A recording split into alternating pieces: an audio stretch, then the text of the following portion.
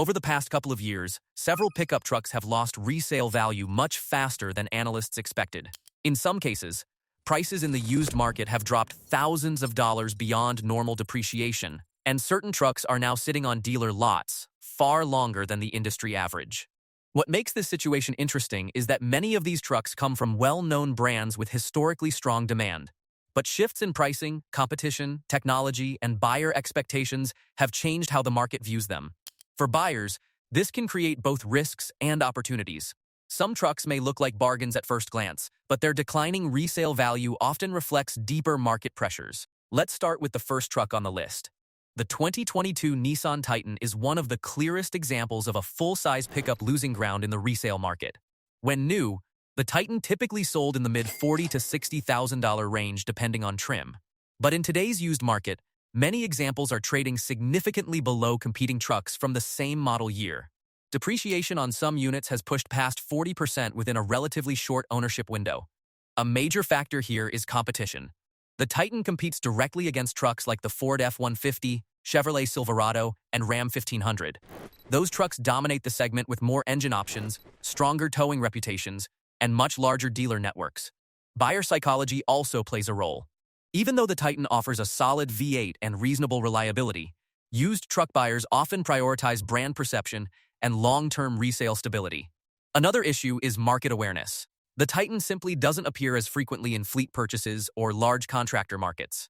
When a vehicle lacks that commercial demand, resale values often weaken because the buyer pool becomes smaller. As a result, the Titan has been experiencing noticeable resale pressure in recent years. Next on the list is the 2023 Ram 1500 Classic. At first glance, the Ram 1500 Classic seems like a good deal. It typically sells for thousands less than newer full-size trucks, and that lower price initially attracted budget-focused buyers.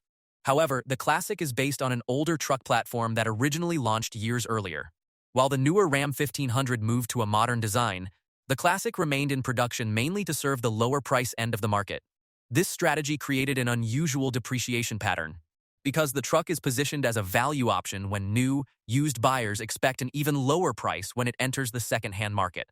That naturally compresses resale values. Another factor is technology. Compared with newer trucks, the Classic lacks many modern interior upgrades, safety features, and advanced driver assistance systems that buyers now expect. When buyers compare a used Ram 1500 Classic against slightly older versions of competing trucks, many choose the newer platforms instead. The result is a truck that sells well initially, but tends to depreciate faster than the segment leaders. Another model experiencing resale pressure is the 2022 Chevrolet Silverado 1500 Ltd. This truck had an unusual position in the market. The limited version was essentially a carryover model that existed during a transition period before the redesigned Silverado arrived. Because of that timing, many buyers saw it as the outgoing generation rather than a fully current model. From a pricing perspective, the Silverado Limited originally started around the low $30,000 range and could exceed $50,000 depending on trim and options.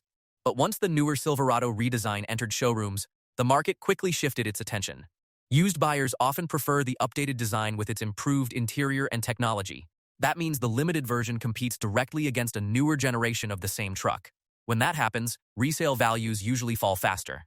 Another factor is incentives. During the transition period, dealerships frequently offered discounts to move remaining inventory. While that helped new sales at the time, it also lowered the baseline value in the used market. So even though the Silverado remains a popular truck overall, this particular version has faced noticeable depreciation pressure. Now the next truck on the list surprised many buyers, the 2023 Ford F-150 Lightning. Electric trucks were initially expected to transform the pickup market, and early demand for the Lightning was extremely strong. Some early buyers even paid well above the original MSRP during the first wave of production. But the resale market has shifted dramatically. Part of the issue is pricing volatility.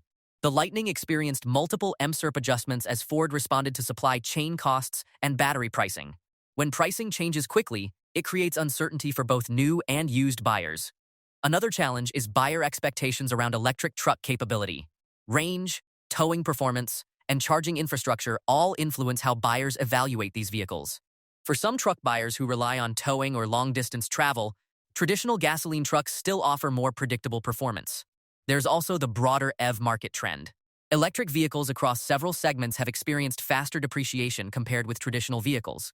partly because battery technology evolves quickly and new models arrive frequently. The Lightning remains an innovative truck, but these market dynamics have created unexpected resale pressure.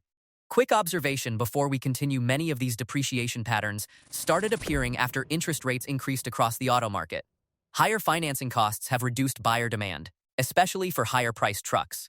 Now let's continue with another model that caught some buyers off guard: the 2022 Toyota Tundra. Toyota trucks traditionally hold value extremely well. In fact, previous generations of the Tundra were known for some of the strongest resale numbers in the entire pickup segment. But the 2022 redesign introduced a major change. Toyota replaced the long-running V8 engine with a new twin-turbo V6 platform. While the engine offered strong power and better efficiency, the shift created uncertainty among some long-time truck buyers. Early reliability concerns and reports of certain engine issues also influenced market perception. Even though many of these concerns may be resolved over time, resale markets react quickly to uncertainty. Another factor is pricing. The redesigned Tundra launched with higher MSRPs compared with the previous generation. That higher starting price means depreciation in dollar terms can appear larger even if the percentage decline is moderate. Competition also plays a role. Trucks like the Ford F-150 and Ram 1500 continue to dominate sales, which limits how quickly resale demand can grow for the newer Tundra. The next truck experiencing similar pressure is the 2023 GMC Sierra 1500.